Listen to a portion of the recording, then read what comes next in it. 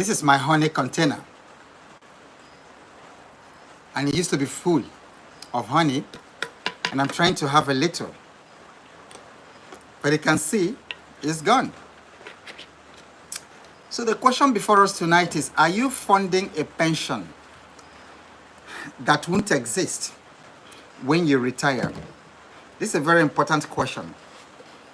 And I don't want you to say, if you're in your 30s or 20s, I don't want you to say, this is not my, okay, I don't have to worry about this for now. It's still for the future. That's the biggest mistake that many people make. I made that mistake myself. The best time and the most important time to start planning for your retirement is your very first day on the job as a fresh graduate. Many of us missed it, and then we are paying for it today. Yes, good evening, everyone. Good evening. Thanks for joining. Thanks for coming on time. So there could be no more important conversation for tonight than the conversation of retirement. Your retirement, because it's coming. It's coming. You can be very, very sure. You can take that to the bank. It's coming, and then the decisions that we make today will affect how we retire. And by the time you look around you and see the retirement experiences of elderly people around you, many of you don't want to be in their position, in their situation. And then in those days in Africa, children used to grow up wanting to take care of their parents. It's natural, for Africa. It's natural in many parts of Asia. But today, because of the challenges in different parts of the world, the children themselves, in as much as they have the good intentions, but they're also struggling, gasping for air. So you find yourself in your 60s and then in your 70s and 80s with very, very little to lean on. Tonight is going to take care of it. And make sure you stay till the end of what we are discussing tonight, because I'm going to tell you exactly what you should do. Whether you're in your 20s or whether you're in your 50s or 60s, exactly what you can do. Because your goal should be to retire in abundance. In this work that I do, I speak with so many people in their 50s and in their 60s. And the fear is real as to whether they would ever retire.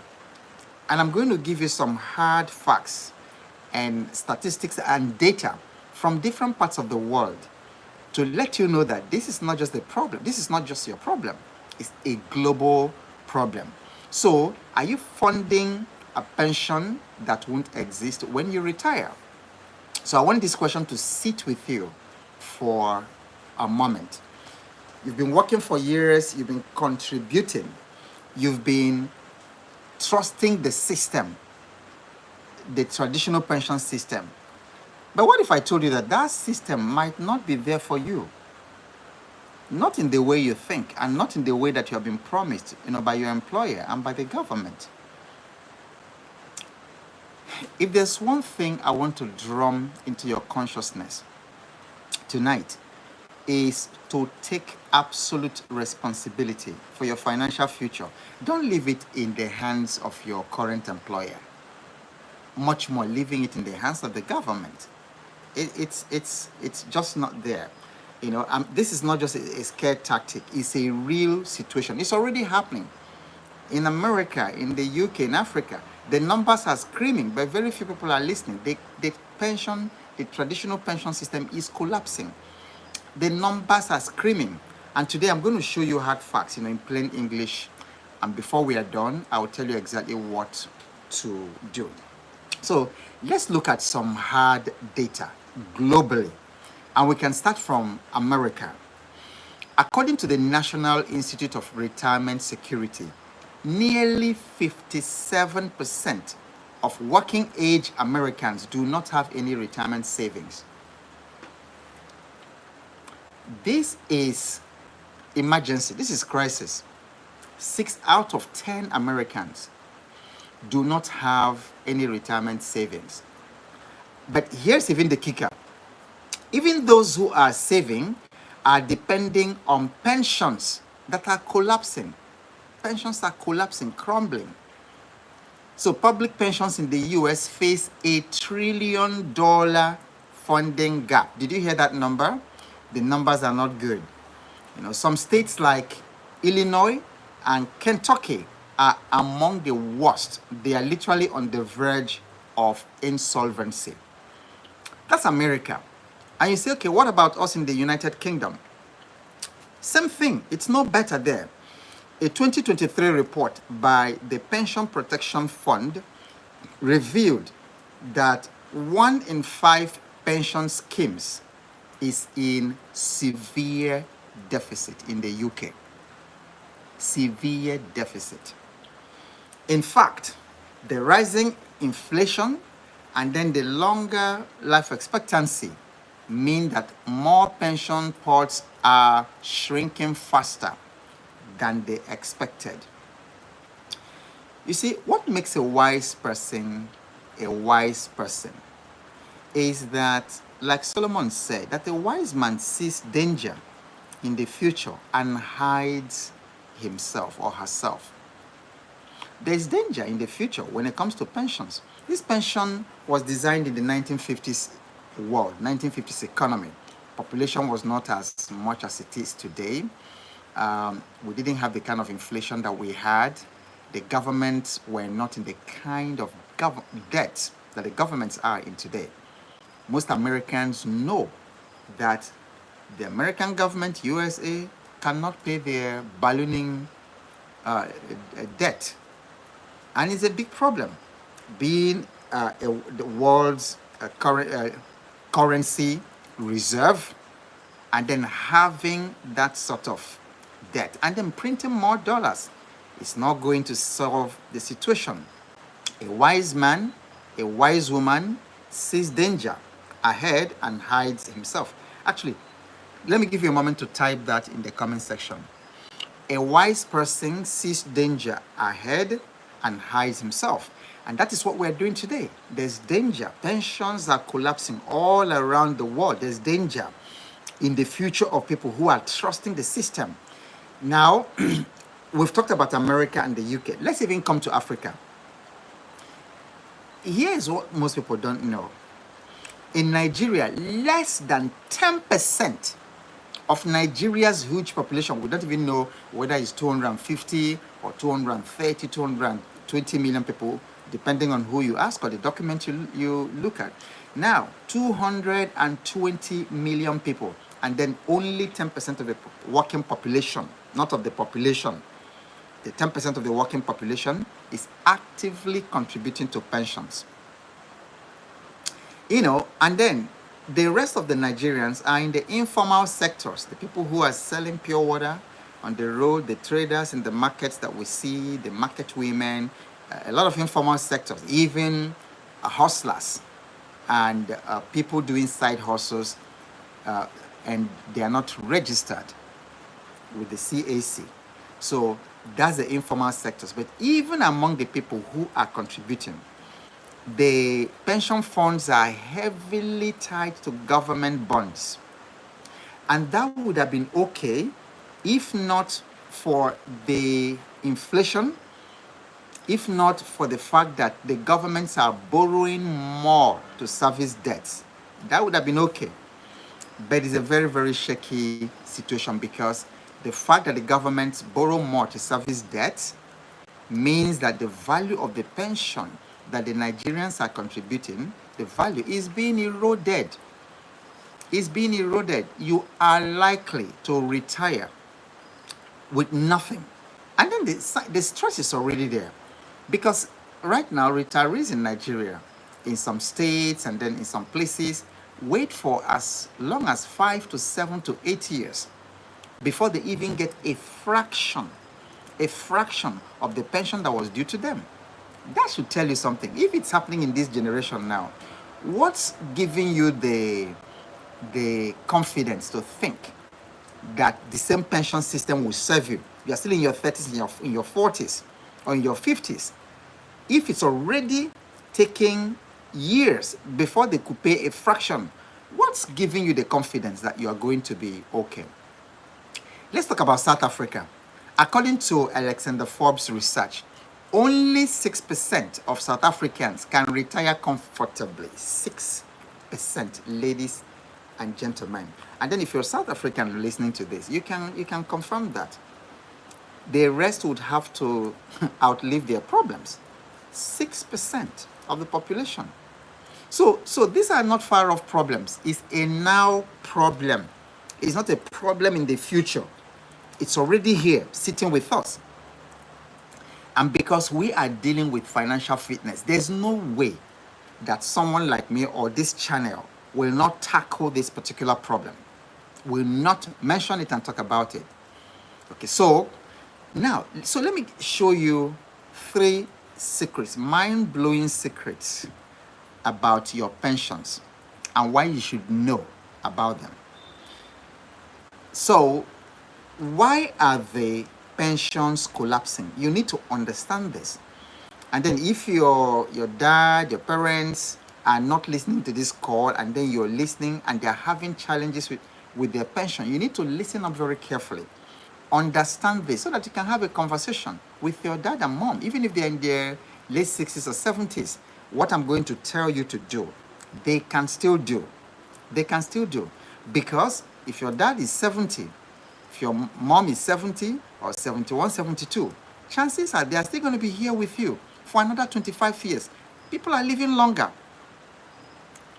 So if they are 70, they still have, even if it's only 20 years, that they are living till 90. That's a long time. So much can happen within that time. So the 70-year-old also has a financial future to think about. That you're 70 does not mean that all of a sudden the problem will just go away with age. No. It doesn't go away with age, especially if it has to do with pension. So here are the 3 mind-blowing secrets why pensions are collapsing all over the world. The number 1 is longer lifespans. Longer lifespans. People are living longer, which means that the pensions have to pay out for more years than they were originally designed for. So you can see that the math is not adding up. And then when this pension idea originally started, life expectancy was about 62, 63 years. And the pension age limit was 60 years.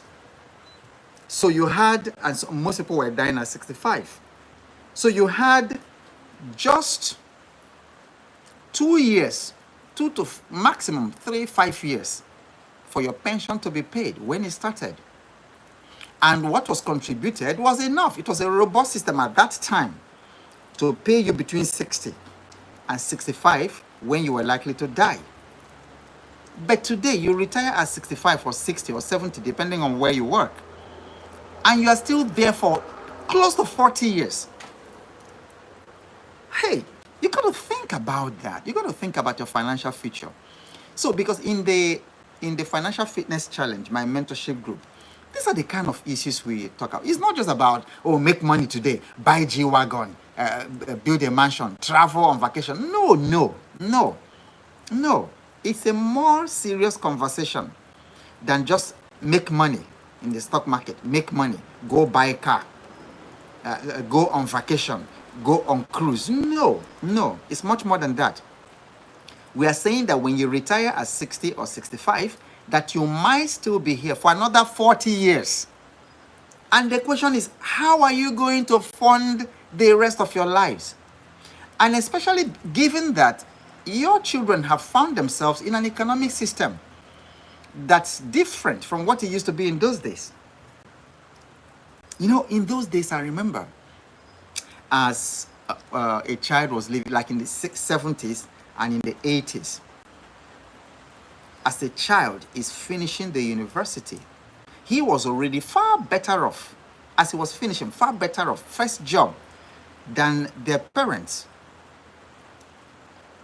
And so it wasn't uncommon in those days to see a son is graduating from the university And then in another 1-2 years, like in the 70s, he's built house, bought cars for their parents and things like that.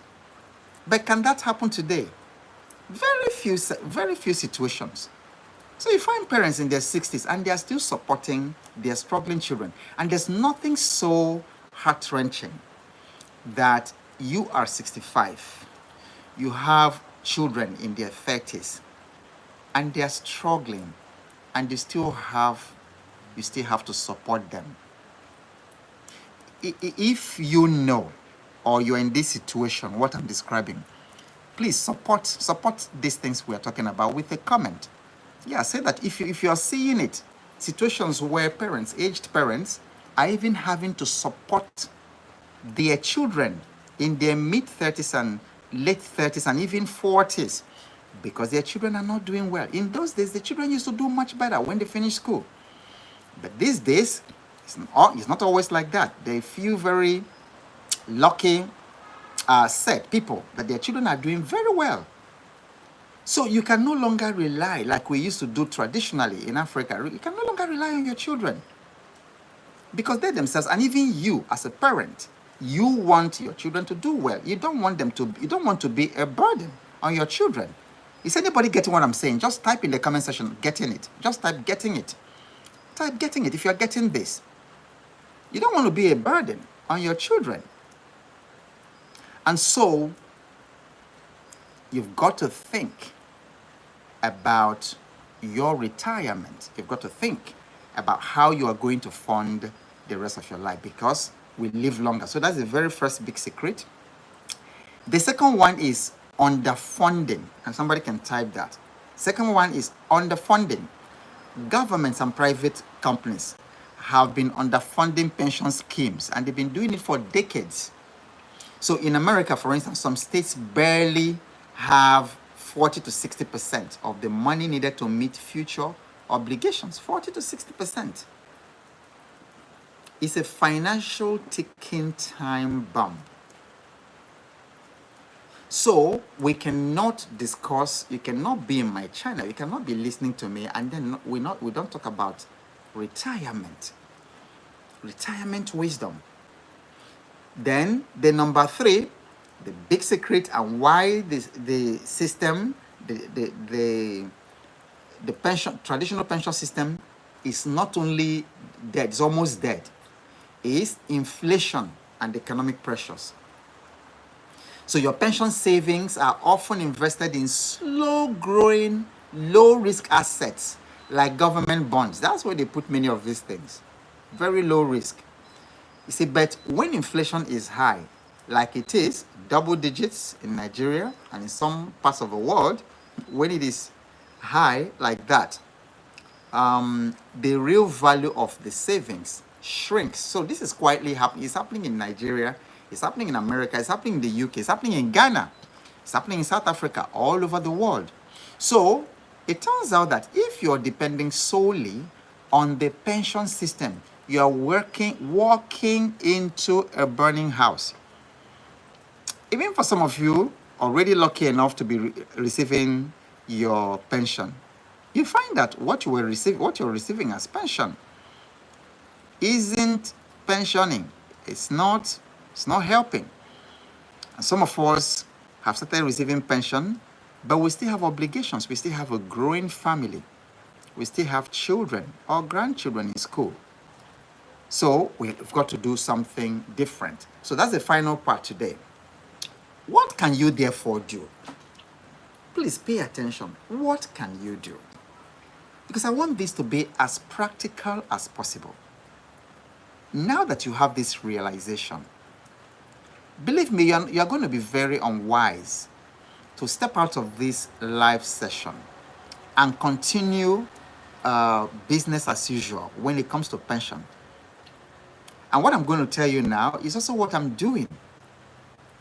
It's what I'm doing. Because I saw this a long time ago. And I told my wife, look, we are on our own. Like people say, is it on your own? OYO. You are OYO. Type OYO. So let the thing hit you, really get you well. Type OYO. When it comes to your future, you are on your own. OYO. Everyone type OYO. You need to realize that you are on your own. If support comes from the government or from your company, thank goodness for that. But you are on your own. And this thing has not dawned on many people. It's not done on many people, and especially in cultures like African cultures where we don't have a social security system. The only social security system we have in Africa is relations and friends. See, but when your relations are friends, when everyone is under the same economic pressure and under the same system, it gets to a point that people actually get to their breaking limits. There's a point that people can't help because they can't even solve their own problem. And it looks to me that we've actually gotten to that point where the system, our own social security system, meaning relations, extended family, in those days, or even now, our social security system, once you run into a financial emergency, the thing is you pick up your phone and then, okay, my aunt in Abuja, prim, auntie, I don't get money, please can you send me something, let me just use to manage for the weekend. Then auntie sends for the weekend. Then of course by Monday that money is gone. You pick up your phone, contact, scroll.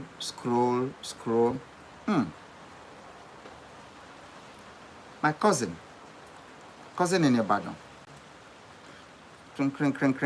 Cring, yes. Cousin, this weekend get us a bill. I need what? That is gone. And how long are you going to live like that? Because cousin is having problems, auntie is having problems, uncle, everybody. And then many times, when one person is doing well in the family, that person is carrying so many other people. And then the pressure is on them. And then often, the people now, because they have expectations on your own money, they don't have their own plans. They now begin to see you as wicked when you are not acting as the Lord is their shepherd. And when you are not everybody. And I keep saying to them, I'm not a politician, because it's only Nigerian politicians that have that sort of money to give, because they take everybody's money. They take the public money and they talk in billions. But for some of us, doing these simple things and little things, growing patiently, that some of us are doing, growing patiently, one day at a time. How are we going to be able to carry everybody in the village? It doesn't work. So what is the first step? Step number one, please type it, build personal cash flowing assets. It's a coaching session, it's also a seminar, it's also a workshop, it's also a teaching session. So I want that interaction. Step number one, build personal cash flowing assets. So stop depending solely on employer funded pension, because that's not going to work. You need assets to pay you directly. This thing involves a rewiring of your mindset, of our mindset, because the most dangerous thing is that salary mindset. That salary mindset is dangerous, because as I was studying and working with people, I actually discovered that salary is a drug. Salary is a form of drug. And I'm telling you, I'm not kidding you when I say that salary, the drug salary, is worse. It actually creates more damage than the hard drugs that people mention, the cocaine, the heroin, and things like that people, mention. Because that one could kill you or could harm somebody like sooner. But this one keeps you alive and hurts you deeply, like in your old age and then for the rest of your life.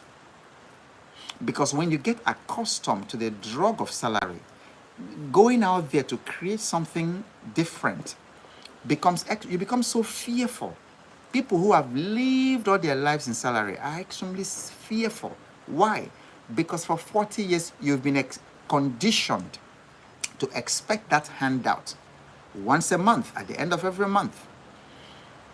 And so, should anything happen and that thing doesn't come, you're totally lost. But so, your first step is to build assets that pay you directly. So, things like rental properties, things like dividend paying stocks, digital products, service based online side hustles. These are the sorts of things that you need to start building on. Young people, old people. So I'm 59 myself, and I'm doing these things. I have digital hustles, I have digital products, and combined, they are paying me better than what I was paid working with Shell, the Shell multinational.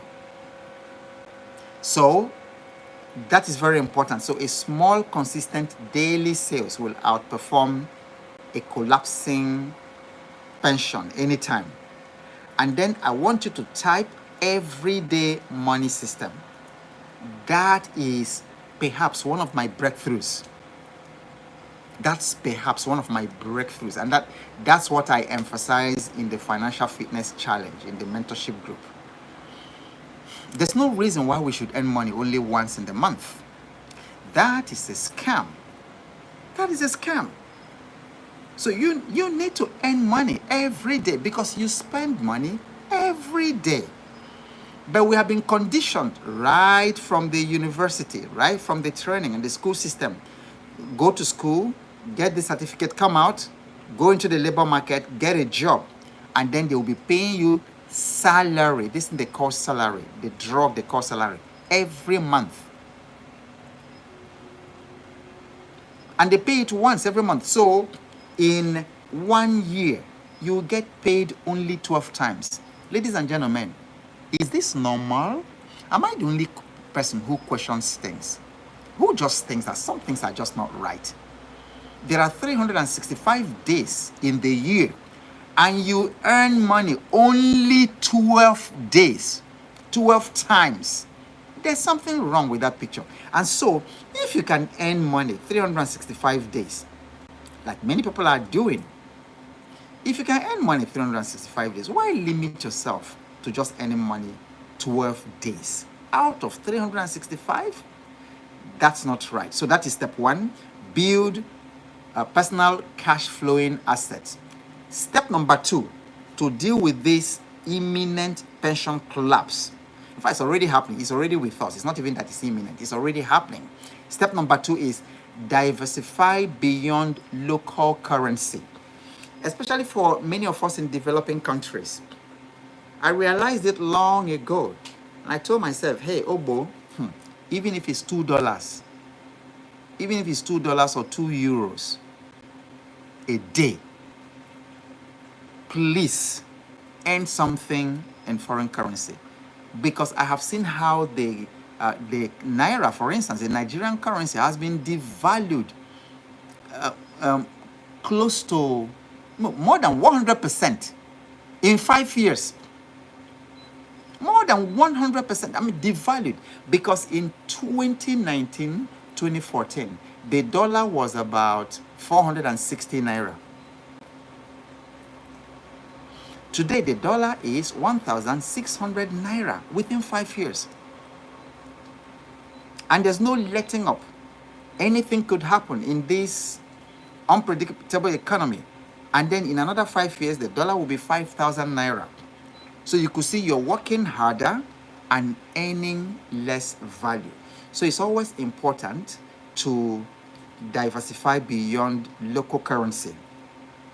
The greatest news about this is that technology and the financial markets have now democratized this. You can earn money in any currency. Right now, if you are in Africa, say in Ghana or in Nigeria, simply downloading an app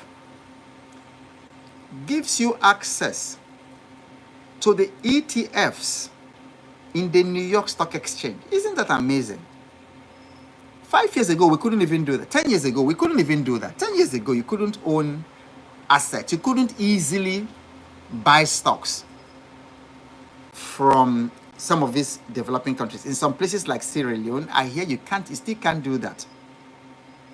But you can start holding part of your wealth in stronger currencies. Don't just save in those currencies, because the currencies are also, the dollar is also going down.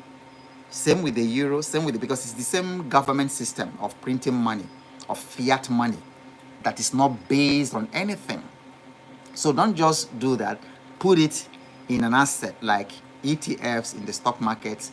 And then you can also find crypto, not just any kind of crypto, not all these, whatever, they just create coins and then they hype it and then it dies. But crypto that actually has sound utility. Or you can put it in gold ETFs. These are things you can do. Even convert some of your cedis, some of your South African rand, some of your Kenyan shillings, Ugandan shillings, some of your, what's Tanzanian currency again? If you're from Tanzania, please remind me. Some of your Nigerian naira. If you earn 500,000 Nigerian naira, for instance, nothing stops you. If you put like 50,000 out of it into Bitcoin every month, forget about all the fluctuations, you will shock yourself in 5 years. So you have to learn about these things. And then if you don't know about these things, please join the Financial Fitness Challenge. I'm going to tell you how. Okay, so don't leave your entire future exposed to just one fragile currency. That's the summary of step 2 that I'm talking about. It is very, very fragile. And then I need you to start educating yourself about cryptocurrency, and especially Bitcoins and then stable coins, because by 2030, if you don't know anything about it, you can be wiped out. You can experience overnight poverty.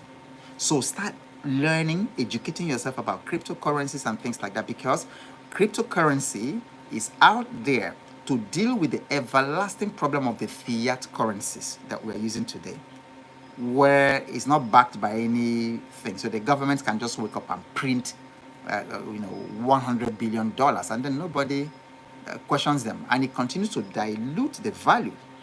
But in crypto, the value is fixed. So learn a lot about that. Step number 3 might surprise you.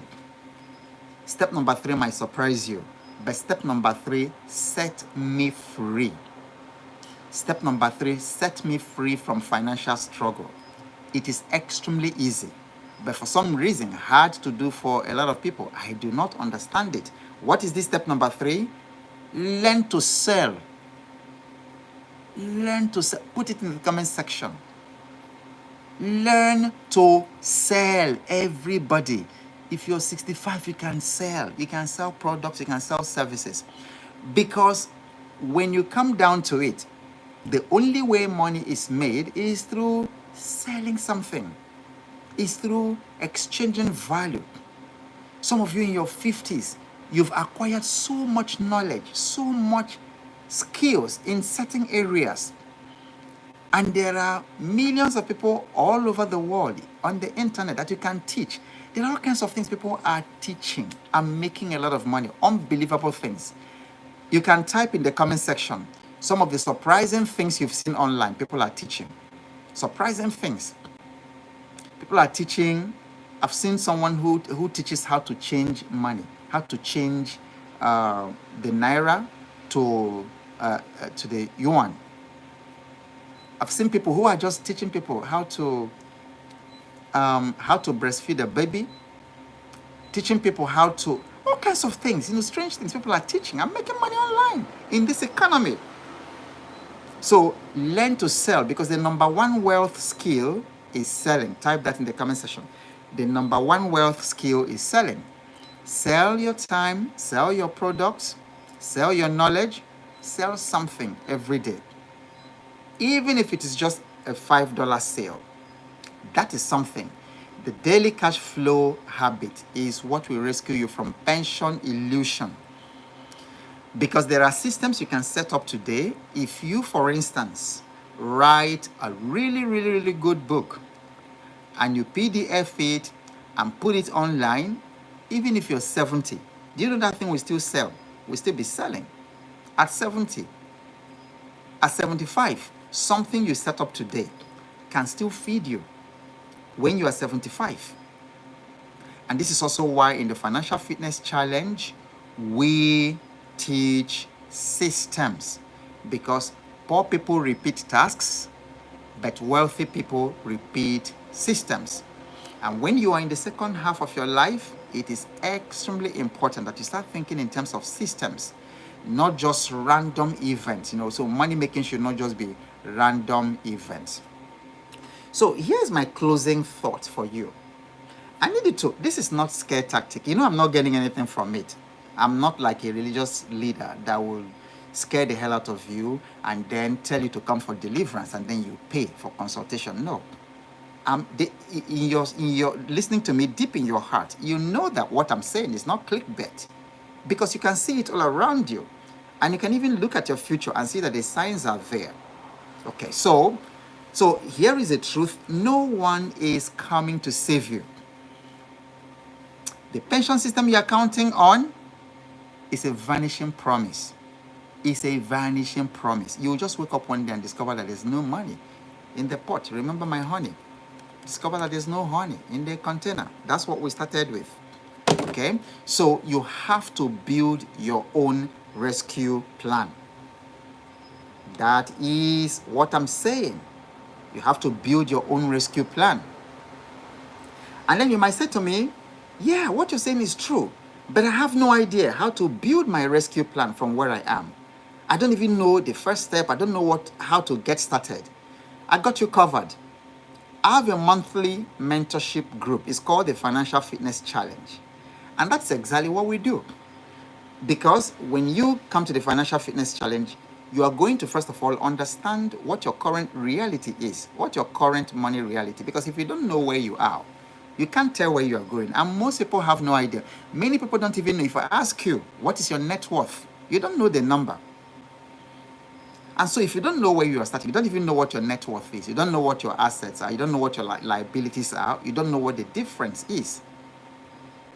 So that's the place you start, because you have to say, okay, my current net worth. Because when I did that exercise, there's an exercise you do when you join the Financial Fitness Challenge to help you discover your net worth. When I did it, it humbled me. So that's the first step. What is your net worth? Current net worth. And then I usually encourage people, especially those of us in Africa, put it in the dollar. Because in your currency, it might look like you have a lot of money. But by the time, so in your currency, you might say, okay, my net worth right now, 100 million naira. Divide that with the dollar. Divide that with dollar. And then you might discover that all this noise you're making about million, 100 million, is just about 65, maybe 65, 60 something thousand dollars. Or is it 650? Somebody do the math. Sometimes these digits are very confusing. But you get the point. So step number 2 is to determine how much is enough. What is financial success for me? What is it that can take care of me and my family, and also provide for generosity for the rest of my life? So you have a number. And then you can see, you now begin to track. Because the third step is to say, all right, how do I get from where I am right now to that abundance? Because it's not just going to happen. You're not going to jump there. There's got to be, how do you go from where you are right now to that abundance, to that place of abundance, that place that allows you to fulfill God's purpose for your life? Because I'm telling you, if you're still struggling at 60, 65, 70, forget about your purpose. If you're still struggling financially, I'm telling you, forget about your purpose, because you have lived your entire 65, 70 years on earth just struggling. That is terrible. You can't do that. Okay, so the last part of it will be, all right, how do we bridge that gap? So that's what we do in the Financial Fitness Challenge. And so if you would like me to guide you for a month, you can go to the description section of this video, because the number is there. But I'm going to give you the WhatsApp number where you can just type, send me early bird payment details. Send me early bird payment details. Send it to +234 8088 000 111, and then you will get started. All right, so let's hear a couple of aha moments. Let's hear your aha moments and then maybe take one or two questions before we call it an evening. Okay, I saw some question here. Somebody was asking about the husband. I saw that, but it's scrolling. The comments are coming a little bit fast. All right.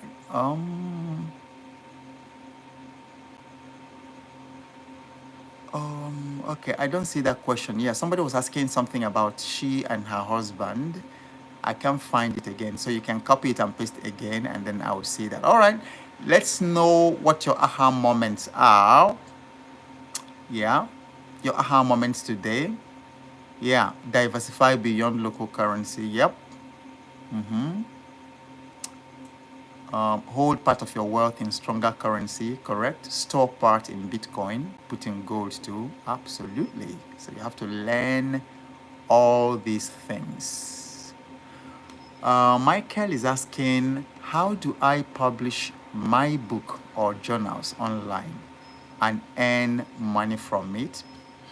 The process is, first of all, to find out the audience, who really needs this, like really needs it badly. Where do they stay? You can actually start discovering on social media. Okay, so you don't really need a website to start getting a hang of what you can do. So you can start with publishing it on your social media handle, publish it there, and then see how people respond to it. And then your next step could be to put it on platforms like Seller. When you now put it on platforms like Seller, if it does well organically, great.